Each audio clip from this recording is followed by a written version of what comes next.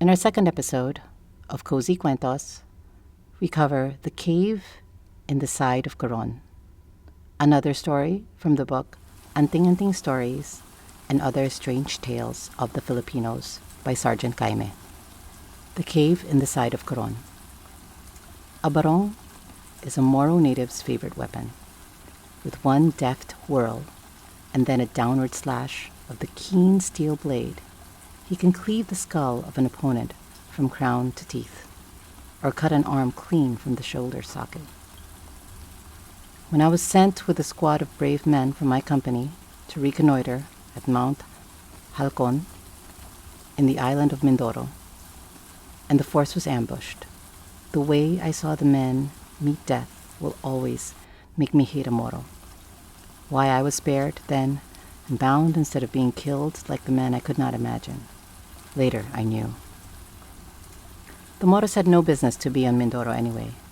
Their home was in Mindanao, far to the south, but 300 years of Spanish attempt to rule them had left them still an untamed people, and the war between the two races had been endless. Each year, when southwest monsoons had blown, the Moro war proas had gone northward, carrying murder and pillage wherever they had appeared. When the Spanish were not too much occupied elsewhere, they fitted out retaliatory expeditions, which left effects of little permanence. That year, the Moros had found not Spaniards, but a small force of American troops sent south from Manila, and from them had cut off my little scouting squad. It made no difference to them that we were of another nation. They cared nothing for a change in rulers. We were white and Christians, and that was enough. We were to be slain. The leader of the Moros was a tall old man with glittering eyes set in a gloomy face. I watched him as I lay bound on the deck of one of the war proas. For fearing attack, I suppose. Soon after my capture, the sails had been spread and the fleet of boats turned to the south. "Feed him," the chief had said, when night came on and pointed to me with his foot. I thought then I had been saved from death for slavery, and deemed that the worst fate possible. I did not know the Moro nature.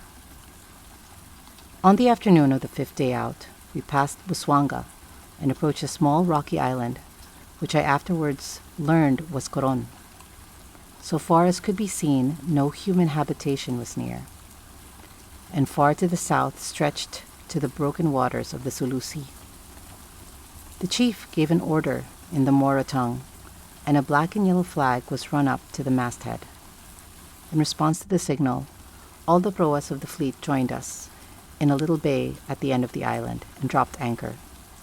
At one side of the bay, it would be possible to land and climb from there to the top of the island, from which, everywhere else, as far as I could see, a sheer cliff came down 300 feet to where the waves beat against the jagged rocks at its base.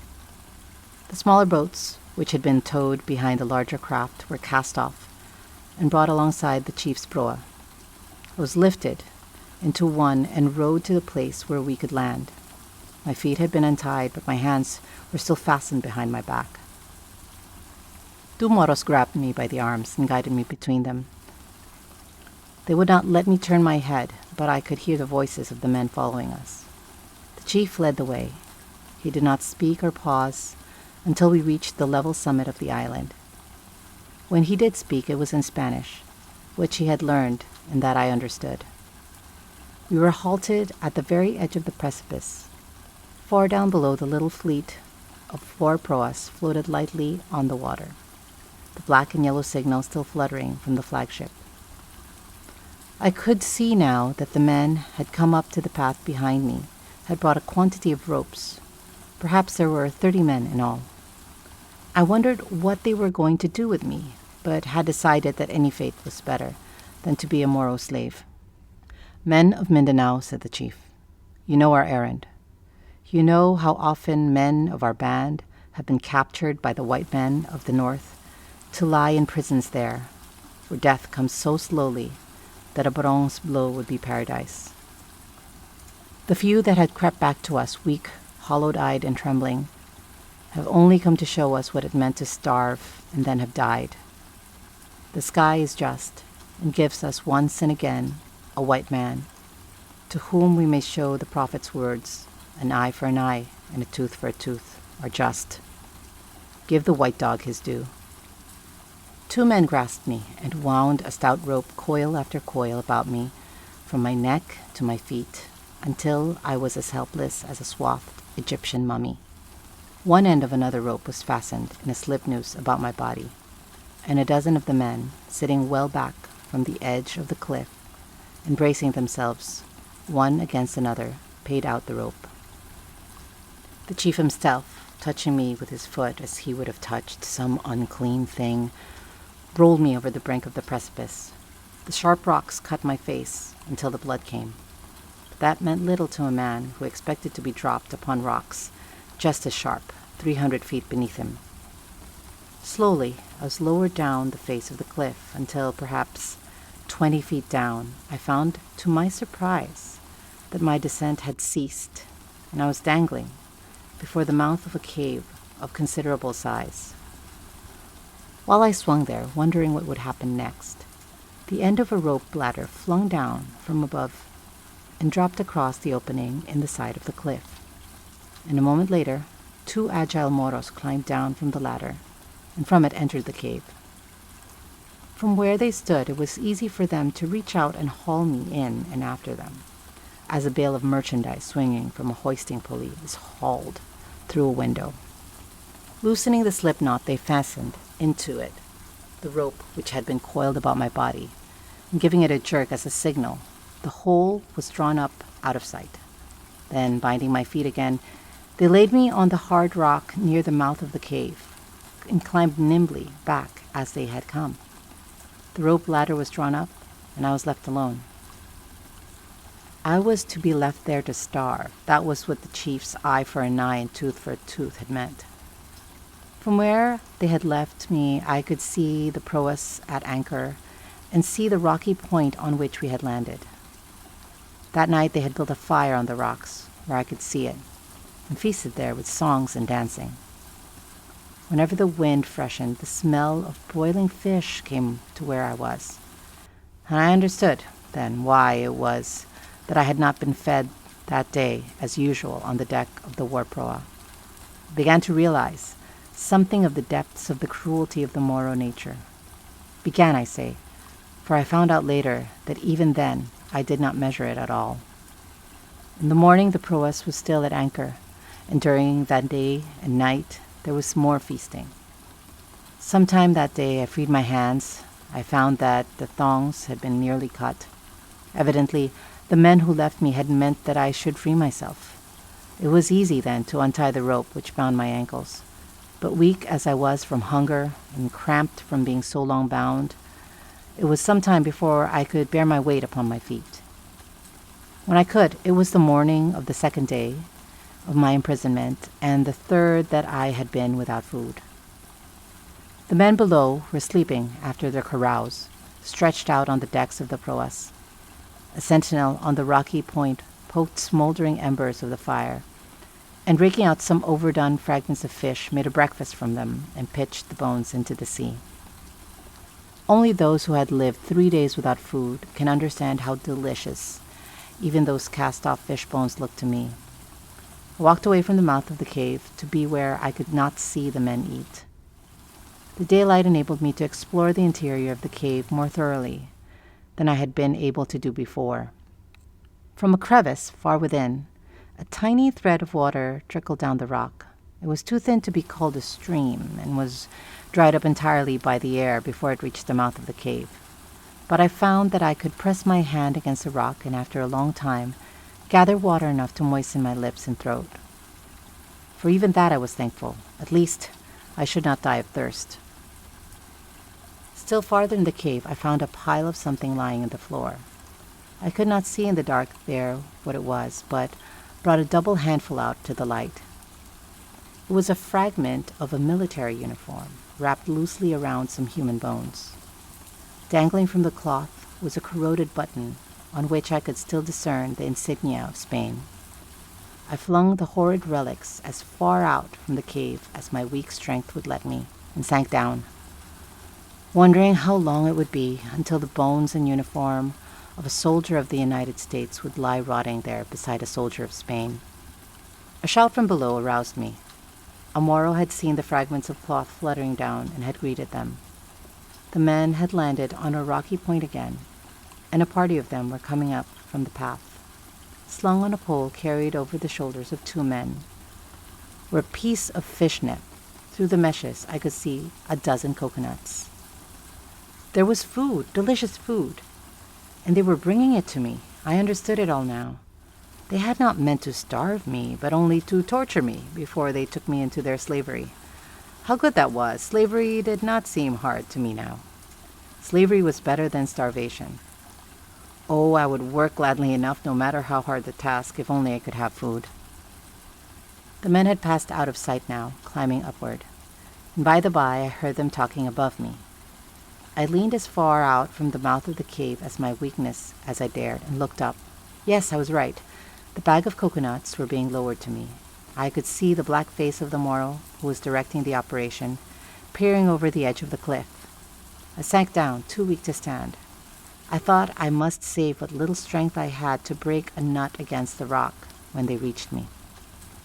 I could see the bottom of the fishnet bag. Now it was even with the cave.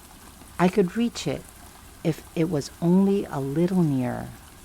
Why did not those foolish Moros swing it nearer? I leaned out from the cave again and tried to signal to them. What was this I saw? Not one, but 20 black faces, grinning down at me with devilish cruelty. The bag of food I had waited for, hung by a rope at the end of the pole, pushed out from rock above, swung lazily around and around just beyond my reach. I had made a frantic grasp to it and barely saved myself from falling headlong. The fiendish laughter of the men above was answered by a chorus of shouts from below. I looked down. From the decks of the proas and from the fire on shore, where another feast was beginning, the Moro men were watching me. Then I understand for the first time the depths of Moro cruelty. I was to be baited there until, crazed by hunger, I flung myself to an awful death upon the rocks below. I wondered how many men, perhaps braver soldiers than I, had gone there before me. I would not. If die I must, I would at least cheat those gibbering friends of their show. I would die as the other man had done, far in the cave and out of sight. I dragged myself in, drank from the little stream of water, and lay down. I must have slept or lain in a stupor for several hours, since when I recovered myself again it was late afternoon. From where I lay I could see the bag of coconuts swing in the breeze. Perhaps it had blown nearer and I could reach it. I dragged myself out to the mouth of the cave again. It was just as far away as ever, and I too weak now to try to reach it. After a time I began to realize that there was no noise from the revelers below. I looked down. The bay was empty. The proas had gone. The men gone with them. Not a breath of smoke rising from the ashes showed where the fires had been. They must have put out their fires. Dimly I wondered why. Anyway, I had cheated them of their game. They had become discouraged, waiting to see me die, and had gone. Some of these thoughts were passing weakly through my mind when suddenly I saw something which made me stand up, weak as I was. Far out across the Strait of Mindoro, a streamer of black smoke showed against the sky. My eyes followed it to where a gray hull rested on the water. It was one of our gunboats, bound from Iloilo back to Manila. I shouted faintly, forgetting that miles of space lay between her and myself. I knew, when I stopped to think, that she was coming for me. Even if she had come near Coron, she had passed where I lay asleep. That was why the proas were gone. They had seen the streak of smoke, and slipping behind the island of Coron, had gone around Culion and so on, home. I must have slept for some time after that, for when I was next conscious of anything, it was in the forenoon of another day, and the cave was flooded with bright light of noon. I did not suffer anything now that seemed to have passed. I lay quite easy, and wondered what it was that had aroused me. After a while I could tell it was the ceaseless twittering of a flock of birds, which were flying in and out of the cave. They had not been there before, nor had I seen them about. They must have come during the night. I thought that if I could catch one, I would eat it. but I decided it was useless to try to catch them. They darted out so swiftly. By and by, I felt sure that this was so, for I could see that the birds were swallows. And there came into my mind a vivid picture of the high beams of my father's barn away in Vermont, where I was a boy, and the barn swallows, flashing like arrows through the star-shaped openings far up in the gable ends. Two of the birds had lighted on the wall opposite me, clinging to the rock. I wondered what they were doing there. Perhaps I could catch them. I would try. I found that I could rise, and that I was much stronger than I had thought. Even a hope of food seemed to give me strength. I crept towards the birds and put out my hand. The birds flew, and dodging me, swept out into the sunlight. I was near enough to the side of the cave now to see what they had been doing. Fastened to the rock was the beginnings of what was to be a nest. Once, years before that, I had been a guest of honor at a 10-course Chinese dinner. After the tiny china cups of fiery liquor, which was the first course, had been drunk, the servant brought on what looked like to me fine sponges boiled in chicken broth. My host told me that this was bird's nest soup, the most famous dish of China, made of material worth its weight in gold. And it came back to me now that he had added that the birds' nests were gathered in the Philippine Islands. Little did I imagine that what that scrap of table conversation might one day mean to me. I pulled the nest down and ate it. It looked like white glue and tasted like beef jelly. I looked for another and found it and ate it. There were no more. I drank my fill of water where I could get it, which took some time, and then I lay down and went to sleep. I felt as if I had eaten a full meal. When I woke, I could have almost danced. I felt so strong and well again. In my new strength, I even tried to reach the bag of coconuts, but they just hung just as far off as ever. And there was so far no breeze quite strong enough to swing them within my reach. No matter. While I slept, the birds had been at work, and half a dozen half-formed nests were glued to the rocks in easy reach. They grew like mushrooms in the night, and I pulled down 2 and ate them.